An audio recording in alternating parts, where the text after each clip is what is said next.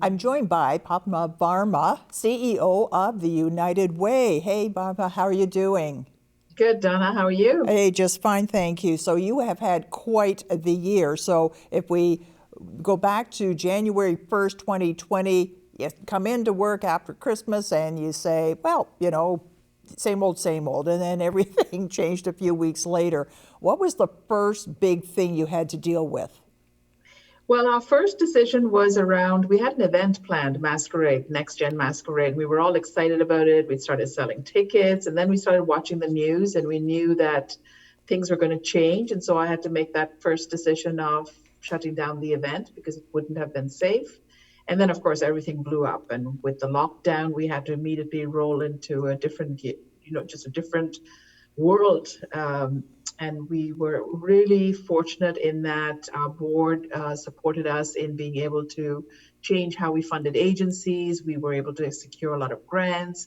We started doing a lot of in-kind collections and distribution. So toilet paper, feminine hygiene products, from coats to backpacks to just general donation drive. But our community has certainly been amazing, and thanks to everyone involved. It's almost like a whole new model over what Absolutely. a regular year would be.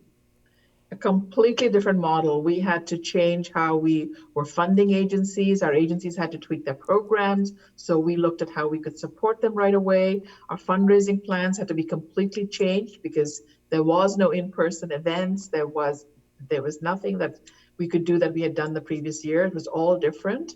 But again, we've got an amazing community. The way the agencies came together, found solutions from day one. The biggest shock to us was how hungry people were. The number of food and meal programs we had to parachute in has been amazing. And I don't think we could have done that if we didn't have that strong foundation and that the agencies were so nimble and able to react right away. The other difference was agencies couldn't access volunteers the same way that they've always done. So they had to really bring in staff resources, work double time. We had to find PPEs for them. It was really a very challenging time in some ways, but a very rewarding time in how solutions were being created every single day. And the amount of sharing that went on: food, PPEs, resources, information, how one agency was dealing with it compared to another, how counselors were starting to switch to Zoom and virtual platforms. They're just amazing, just completely amazing. And the support of the community, the number of donors who came forward to support that initiative. If we hadn't had that money, we really couldn't have parachuted it in to help the way we were able to. Well, especially when it comes to food, and if it sounds like that was those types of services was the hardest hit and the greatest need. And I think Yeah, everybody can identify with that, not having enough to eat. yeah, Everything else, not so much, but that is a big one in everybody's world. And even missing a meal is a bit much for some of us. And then some yeah. of these people, it might be missing a whole day's worth of meals, and it's hard to even imagine in a wealthy country this goes on, but it does go on, and It it does got go on. And worse. families with children, seniors, individuals, many of whom had never accessed these programs before. So it was really courageous of them to be able to step forward and say, I need help. And they did. And our agencies are so wonderful at embracing people who need help. Out of what was not a great year for anybody, what would you say was the highlight of the year for you? Well, I have to say the first round of when we started meeting with our agencies and learning all the things that they were doing was great. And the second one for me, and maybe they're neck and neck, was when I learned how much the community had raised. We went way over goal, and that was completely a surprise because we had anticipated we would have lower amounts from the previous year, and it ended up just people were so generous. Very heartwarming stories, how everyone just wanted to help. And part of our challenge was we didn't have enough work for volunteers who really wanted to do something, but we keep finding new ways to engage them. But it was an amazing year, an amazing community. I cannot say enough about it. What do you think going forward? So let's say we've all got that shot in the arm and now we're okay to resume a normal life.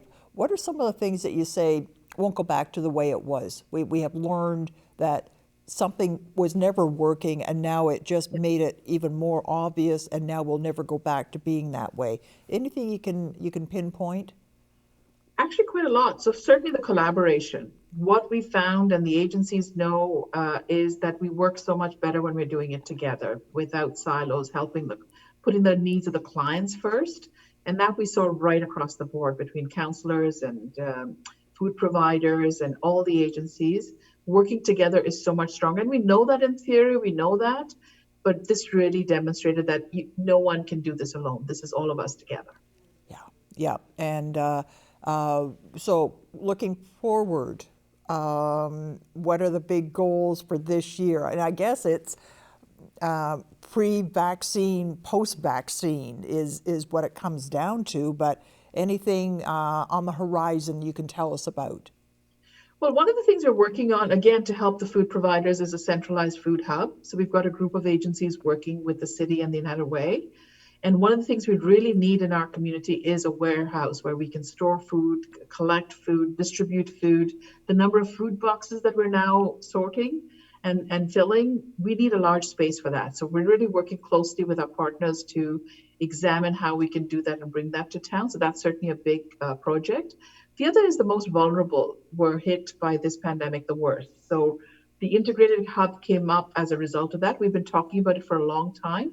But again, really making sure that we serve people who are the most vulnerable, who have substance use, mental health, challenges accessing normal services. So again, how can we help them, support them, stabilize them, just understanding where they are in their journey. And I think they've always been there. These people have always, but now it just made it so much more obvious and so much worse, Yes. this whole thing. So, yeah, it's been an eye-opening time in so many ways. In so many ways. And I have to say, between the federal, provincial, and local, what's wonderful is that all government levels are responding to the need and understanding that the vulnerable are the most badly hit. So I think the lens of equity, diversity, and inclusion is now right across the board. I don't think we're going to go back on that. So I think as a community, as a country, that's something that we're going to make sure that we take better care of people ahead of time. And what we will hope to do when this all dies down is look at how can we as a community make sure that if this were to happen again, or when this were to happen again, that the most vulnerable do not fall between the cracks. We should not have this emergency, urgent situation. Some urgency, certainly, but we should not have a community where people are going hungry all the time, right? So that, again, homelessness, hunger, those are basics.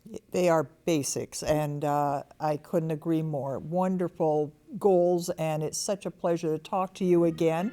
Continue good success. Well, thank you. It's lovely to see you again. Take care.